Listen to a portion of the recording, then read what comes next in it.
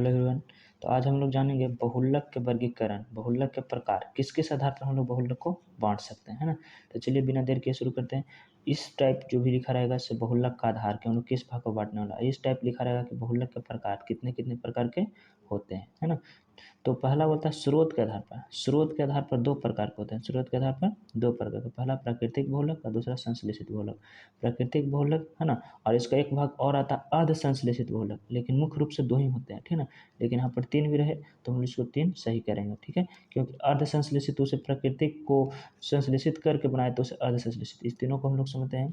प्राकृतिक बहुलक वैसे बहुलक जो प्राकृतिक स्रोत से प्राप्त हो, अर्थात रबड़ जो आइसोप्रीन से बना होता है ना, तो प्राकृतिक बहुलक है। और दूसरा संश्लेषित बहुलक। संश्लेषित बहुलक करने का मतलब होता है जिसे हम लोग पूर्णतः कृत्रिम रूप से बनाए, लैब में बनाए, उसे संश्लेषित कहते हैं, ठीक है ना।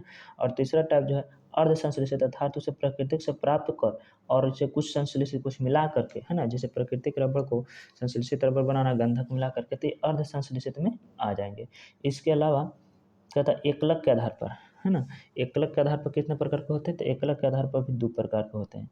पहला है समबहुलक और दूसरा है सहबहुलक। समबहुलक किसे कहते हैं, वैसे बहुलक जिनके एक अलग अणु, अर्थात एक अणु जो होते हैं से सब समान हो, है ना। जैसे कि पॉलीथीन, पॉलीथीन का एक अलग जो होता है सो थीन होता है, और ये सभी इथीन से कल बनता है और किसी पदार्थ का एंट्री इसमें नहीं होता है, तो इसे कहते हैं समबहुलक। जबकि दूसरा जो होता है सहबहुलक। सहबहुलक कहने का मतलब होता है कि वैसे बहुलक जिनके छोटे अणु, सूक्ष्म अणु, एकलक अणु एक समान न हो, उसमें और कुछ मिश्रित हो, तो उसे कहते हैं सहबहुलक, ठीक है ना। इसमें संयोग होता है। और तीसरा जो है कि बहुलन के आधार पर, बहुलक कण के आधार पर, पहला होता है जोगज और दूसरा होता है जोगात्मक, अथवा इसको जोगात्मक कहते हैं संघनन।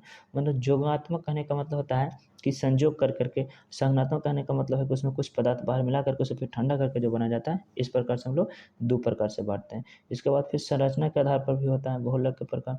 संरचना के आधार पर कितने प्रकार के होते हैं, तो तीन प्रकार के। संरचना के आधार पर तीन प्रकार के। पहला कि रेखिक बहुलक, मतलब कि संरचना इसका कैसा हो, रेखीय हो। दूसरा का कि शाखित, इसमें थोड़ा सा लटका हो, है ना, तो इसे कहते हैं शाखित बहुलक। और तृतीय जो होता है जाल बहुलक। जाल बहुलक में क्या होता है, इसमें शाखा एक दूसरे से रिलेटेड रहते हैं, इस प्रकार से रिलेटेड, इसे क्या कहते हैं, शाखित बहुलक, ठीक है।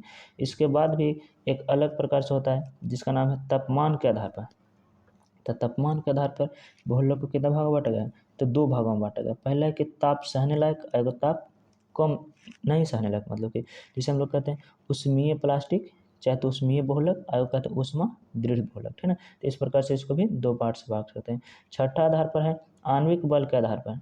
एक है प्रत्यास्थात बहुलक और एक है रेशे, मतलब कि एगो रेशा वाला बहुलक होता है और एगो प्रत्यास्थ बहुलक होता है। इस प्रकार से हम लोग बहुलक के वर्गीकरण करते हैं, और इसका एक explanation full one shot video आएगा, उसमें आप देख सकते हैं।